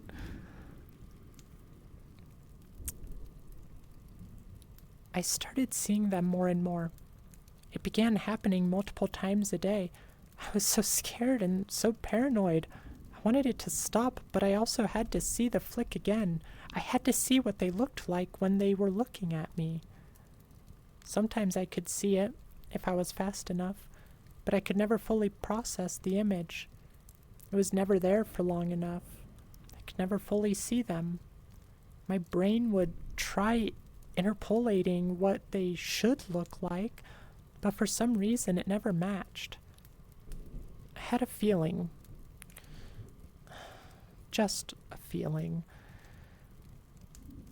that the faces that were looking at me weren't these people's actual faces. I tried to trick it using reflections to see, but they still flicked away.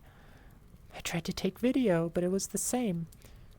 By the time the recording started, they had already flicked away. The red-headed man with the beard was the worst. I saw him staring from down the sidewalk. When I turned to face him, his entire body was facing away from me. His head spun back into place in a fraction of a second.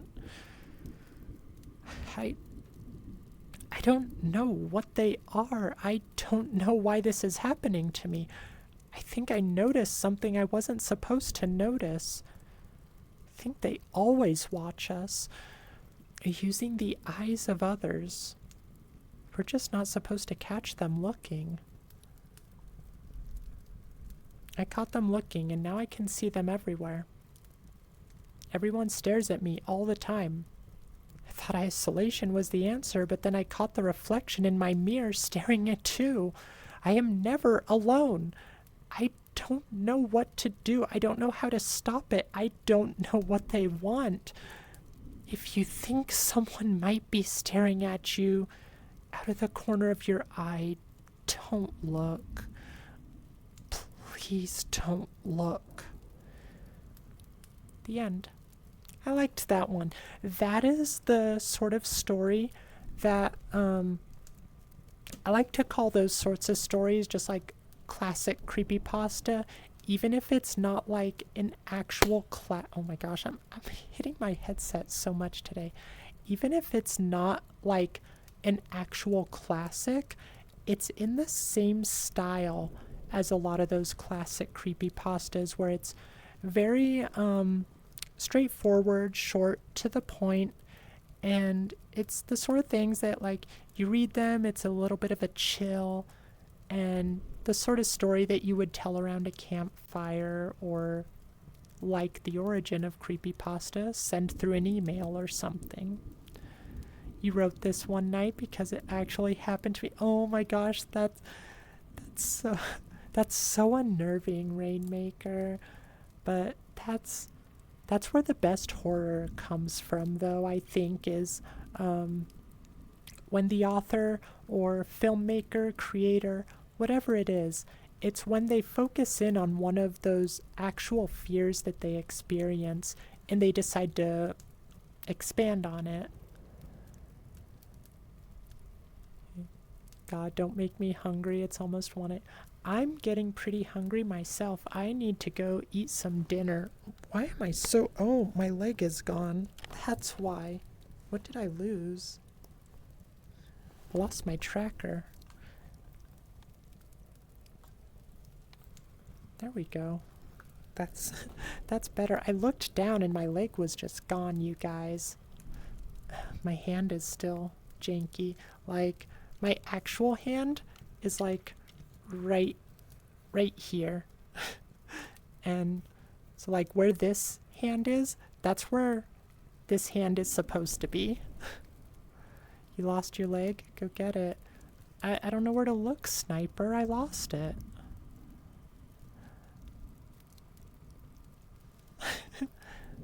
Let me catch up. Just a yummy breaded. Oh my gosh, mac and cheese sounds really good right now, actually.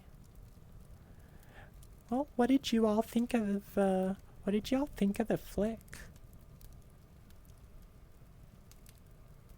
I definitely like. Seriously, Rainmaker, like all of your stories that I've been reading, I really like them. I like your style a lot. So whenever you do get a new story out, I definitely want to read it, and I'll definitely have to read the drums another day too. What's the difference between the bird flu and the swine flu? Hmm. Not sure. I feel like this could go the one requires tweetment and the other requires ointment. That is so bad, Mugger, but I love it. You guys are always welcome to bring your bad jokes. There's actually a coworker I have who loves to tell bad jokes, and they'll periodically just come up to me and be like, "Hey, want to hear a joke I thought up?" Because they do tell me ones that they hear from elsewhere, but they think up a lot of these bad jokes, and I love hearing them. Brayden, you miss Sil. Think your army wifey got off for the night. Aw. You are so latched on to her, Brayden. Rainmaker, there's a spooky story in there somewhere of someone's avatar acting weird and haunted. Honestly, yeah, now that you mention it, I wonder if there's any VR chat horror. Like, you could definitely have it. Having VR and like the avatar stuff, cursed game creepypastas, those are plenty popular, and or at least they used to be. They had their time in the spotlight at least. Oh my gosh, what? I think I just need to calibrate, but we're getting close to the end, so I'm not going to bother. I'm just going to keep being in this awkward position. I swear my hand is getting further and further away. Anyway, like having VR definitely adds to the blurring reality, which I really love. I think it's great when horror makes you question what's actually real. You love the cursed video game creepypastas? Back when I was in college, so many years ago, when I was first discovering creepypastas, like this was the day when Slenderman was new. Like Slenderman was just those photos in the Something Awful forums. Candle Cove was still around, or it's still around. Candle Cove was still, relatively newer. I use that term loosely though, because I think Candle Cove might have been like, I don't know, was it 2007 or something? And this would have been like 2009, 2010, somewhere around there. No, Jeff the Killer. I hate Jeff the Killer. Candle Cove is to this day still my favorite creepypasta. But yeah, there were a lot of cursed video game creepypastas back in the day, and I loved them. DX20, or maybe it's just D20. Thank you for the follow. I appreciate it. I'm glad you've been enjoying the stream.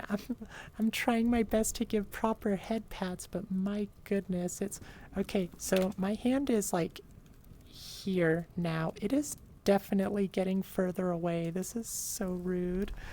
Oh, Rainmaker, actually not just Rainmaker, but any of you, did any of you watch the Channel Zero series that was on Sci-Fi for a while?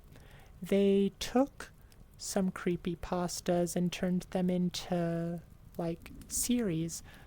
Definitely not 100% like faithful. Still haven't seen it but heard about it. I recommend it. I enjoyed it. It wasn't always the greatest quality, especially if you want to see a straight adaptation from the story the to the show. But the first season is based off of Candle Cove. The second one, I think No End House was the second one, and that was my favorite season. No End House was great. Coincidentally, also one of my favorite creepypastas that we've narrated on here. I'm very happy with how my No End House narration went. And then they did Butcher's Block, which I don't remember what that was based off of. It was like The Stairs in the Woods or something. Wasn't something I cared all that much about. I didn't like that season really. It was very meh. And then I think the fourth season, I don't remember what it was called. It was an original story by the creator though. About this imaginary friend that comes back, and I did like that one as well. So it's not like a phenomenal series, but if you're into creepypastas and you want to kill some time, you're looking for something to watch, I recommend it. Just don't put it at the top of your priorities. Can we get Astral ASMR? We're actually going to be getting off here pretty soon. I just want to kind of wrap up with you guys. I'm sorry we don't have an ASMR stream this week. Fingers crossed I'll get a video out, but I've been so bad, so don't count on it. If it happens, it happens, but otherwise you guys might need to just make do with the ASMR triggers. And you know what? If we finish the horror world early tomorrow, maybe we'll do some ASMR at the end, okay? Jeff the Killer was 2012. Was it really? That was the year I graduated college.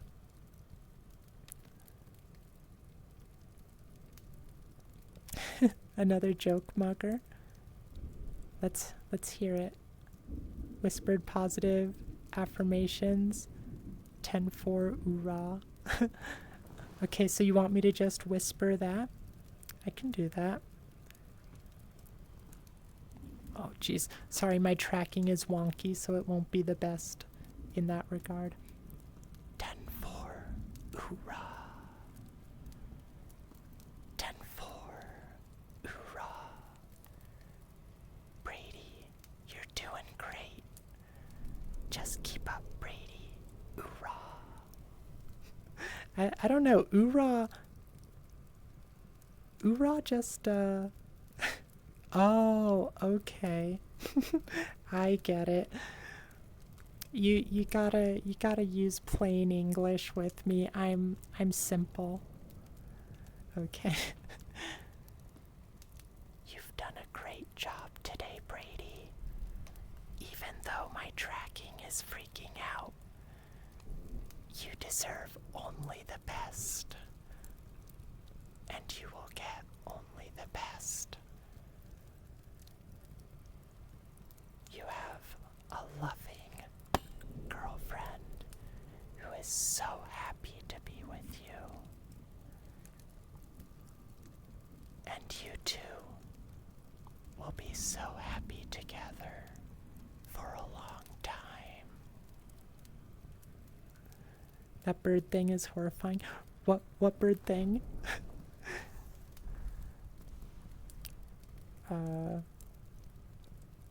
Rainmaker. Oh my gosh, I am like so out of sorts. This is ridiculous. Slenderman was was it 2009? For some reason I was thinking it was 2007. So yeah, I was exploring Slenderman like as soon as it was new, pretty much. And okay, I still hold. I know that, creepypastas, they take on a life of their own. They change over time. But in those... Okay, back up. For those of you who don't know, Slenderman originated in a picture editing contest on the Something Awful forums. And so one of the users, what was his name? I'm blanking on the name. I shouldn't be forgetting. But the user who created him posted it with, just a little blurb about lore hinting at him, like, stealing kids and stuff. And conventionally, we see Slender Man without a face. Like, that's how we see him. He's this tall guy, pale skin, no face. But in, like, it was like the third picture or something that he posted. One of those pictures, during that origin, there was a picture where Slender Man has a face, and so I always stick to him having a face. Sure, it could be that, you just don't see it most of the time, and it was just that shot happened to get it. Bye, Chris. We're going to be getting off here pretty soon, too. Thank you for popping in. I hope we see you around again. I'm glad you enjoyed this stream. Oh, Momo. Yeah, Momo is creepy. I'm finally at the point where I can look at Momo, but when Momo was just starting to circulate, I did not want to look at it. Like, I would get it off my screen as soon as I could. But yeah, Momo is creepy. Very uncanny. But Rainmaker, you think your all-time favorite creepypasta is Psychosis. It was a huge inspiration on The Girl in 402. We might have to read that one then. I'm not familiar with it. To be fair, there are a lot of creepypastas that I've read in the past that I don't remember because I'm old. It's been years.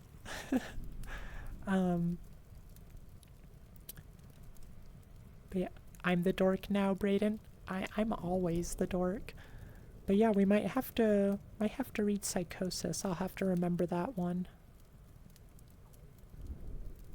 What kind of ghost has the best hearing?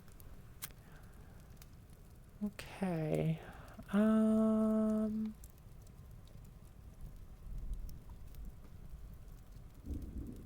Gosh, I don't know. What ghost has the best hearing, Mugger? Sniper, there's only one creepypasta thing you can't stand that terrifies you, and it's Momo. Oh, okay, that's why we're talking about Momo. Derpy, those three emoji are very much me. Like, you could use those three emoji to kind of sum me up. Ooh, D20, you think your favorite creepypasta has to be Eyeless Jack. I do remember liking Eyeless Jack very much when I read it, but yeah, I don't remember it all that well. Maybe that's worth a reread as well. Cause yeah, I'm pretty sure I read that one in college as well, so it's been well over a decade since then.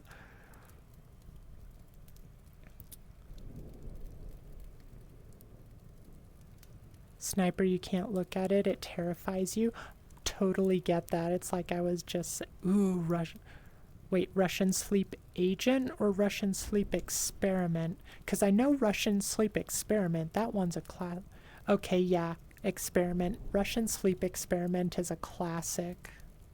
Can't go wrong with that. The eeriest, oh my gosh, Mugger. That's good. You've got some good ones today, Mugger. Send me a pic of Momo and I'm running to the other side of the house. Oh, Sniper, I'm sorry. Derpy, you were trying to tell a story with those emotes? Huh? Giggles, blanks out. And you did. You told my life story with those emotes. Rainmaker, you remember the Jeff the Killer face freaked you out? But when you finally read the story, it was just, yeah, that's like, the face definitely did freak me out. Um, but yeah, when I did read the story, I just didn't like it. And then it was even worse when all the, all the fan kids started like romanticizing over Jeff the Killer, and that was just weird. And so I just really don't like Jeff the Killer. And then there was the girl counterpart, like Jane the Killer or something, who just hates Jeff and wants to like kill him.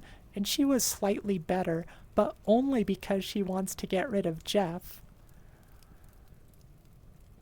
You have all good jokes, they're just dorky. Okay, that's fair, Mugger. The smile dog picture also used to freak me out. You guys don't know, but I was a huge coward back in the day. Like, I couldn't finish The Sixth Sense. Um, and when I finally did go back, I realized the part that I noped out of, that was the last scary part. The part with the ghost girl in the tent. If you've seen it, I'm sure you know. Um, and so when I finally went back, that was the last scary thing that happened, and I was like, why did I leave? I should have just stuck with it. I've never been as scared of horror stuff as I used to be after that, and I kind of miss it. Skinamarink did a good job of bringing in that unsettled feeling, though. I loved Skinamarink. Very artsy, very good, very moody. Sniper, it's either that or the one creepypasta, can't remember the name, but another Japanese pasta of a spider thing with a woman's head. Oh, what is that? It's like the Jurigumo or something. That's the Spider Woman yokai, I think. Really? Never would have. Okay, spiders I'm still freaked out about. But like I think spiders are super cool though. Like I love to learn about them. I love to watch them. I love to watch bugs in general. I don't want to be anywhere near the spider though. Rainmaker, you love Skinamarink too. So yeah, a lot of people do hate on Skinamarink, and I really don't understand that. That is like not even exaggerating. Best horror movie in years. At least, it's subjective. Obviously, that's my opinion. But yeah, Skinamarink, it it got me feeling that I wanted to feel for a while. Like I miss that feeling of lying awake in the dark, and like I don't know if any of you guys did this, but I used to like during my peak cowardice, I would lay in bed and my imagination would run away with me. And so like I'd look at my doorway and I would just end up picturing like these freaky things standing in the doorway and like envisioning them coming like into the room. Not like I was hallucinating, I'm not saying that. Just like I would let my mind imagine these things, and I have I have a pretty vivid imagination. So, I would get myself all psyched up and freaked out, and it would be hard to sleep at night sometimes. Um, oh, you did the same thing, D20? Or are you talking about the arachnophobia? But yeah, Skinamarink, I think the main issue people had was that there's a lot of nothing happening. For those of you who are kind of just lost here and don't know what Skinamarink is, the very short summary, because really not a lot does happen in the movie. It's definitely a vibe more than a cohesive story as we tend to expect. Um, Basically, these two kids wake up and all the doors, all the windows, and their parents are just gone. They're just stuck in this house. They have no way to get out because there's no doors and windows. It's just walls. They all just disappeared. And it's just them existing, like dealing with this. And it is such an amazing vibe. You feel just like the way it's filmed, you just feel as out of place as they do. Things are just consistently off. I just go watch it. Like if artsy horror is your thing, give it a shot. It's amazing. It is very slow though, so you definitely need to be okay with slow horror.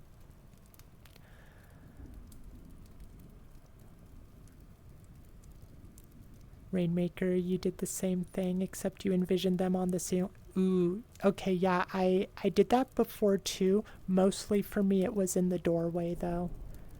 Oh, that brings up. So, psychologically speaking, one of the things that triggers our fear responses most is someone or something coming directly towards us. It heightens us up, even if it's something safe. Seeing that happen is gonna give us that heightened response. Consider, a lion running at you, or less extreme, an empty street with someone walking directly at you, in the opposite direction, especially if they're eyeballing you. We still perceive those threats, from our days as prey.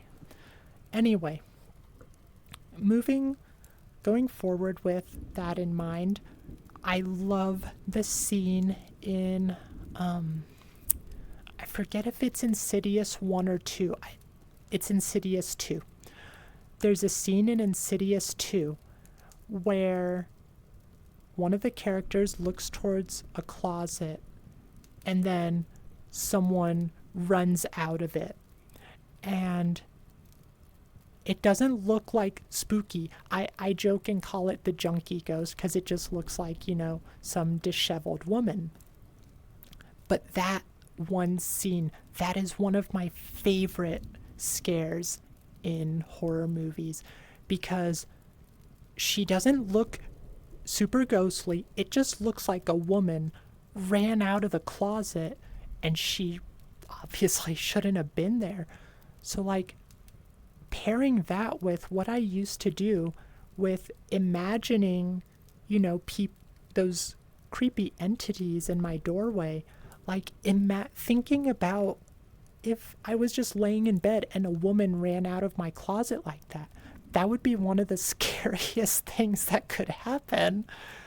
And so I just love that scene because it does just trigger that adrenaline that I look for with horror movies. Sniper, the only creepypasta you got addicted to was the 8-foot-tall woman, another Yeah, I remember that one. I think I read it, but I remember its existence. I don't remember the plot. Oh wait, is that one where you're not supposed to interact, or you're supposed to interact a certain way? It's kind of a ritual creepypasta. The doorway and stuff like that, D20, you used to look around and your eyes would always start making things out that weren't there. Yeah, for me, it was kind of this, I felt like if I imagined them, I would be more prepared for if it actually happened, but it would still really freak me out and psych me out. I was only for a month, Sniper. You don't get interested in creepypasta horror games on the other hand. Yeah, we love all sorts of horror here, so you talk about any of them and I'll be interested. Insidious movies are some freaky movies. You love them. Yeah, I remember talking with you about it, J-Pro. Not to look at it. Yeah. I do vaguely remember some of that stuff, Sniper. Well, we have, you guys have sufficiently distracted me enough to get 15 minutes extra out of stream. Oh, oh, long horse. Um, I, I don't recall a creepypasta, but I do know there's the Trevor Henderson or whatever picture of long horse. Is that what you're talking about, or is there a story I don't know about? JPro can't wait to show you in World your ooh, like you bring it out for decoration during Halloween, JPro?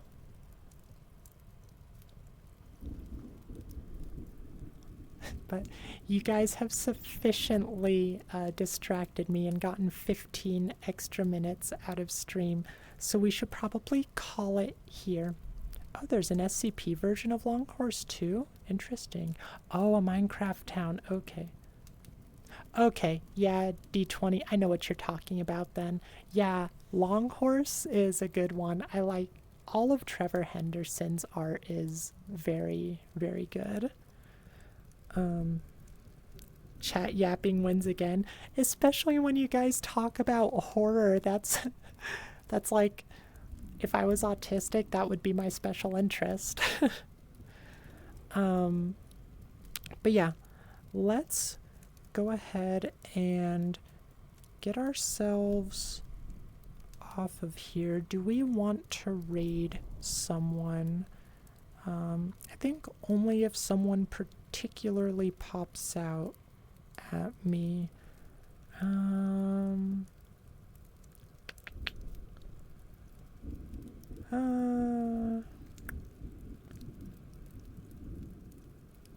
You know, we'll just leave it for today. No raid today. I'm hungry. I kind of just want to go eat. All right. Kind of got here late. Yeah, you got here a little late, but if you're into the creepypasta stuff, we read these every Sunday. We do other stuff throughout the week, and I guess for all of you who are maybe new here, oh my gosh, please ignore my awful tracking. I don't know what's going on. So Sundays we always read creepypastas. Mondays it's usually miscellaneous VR chat stuff. Tomorrow I'm going to be doing a horror world with a friend or two. And Wednesdays we've been doing a lot of ASMR recently.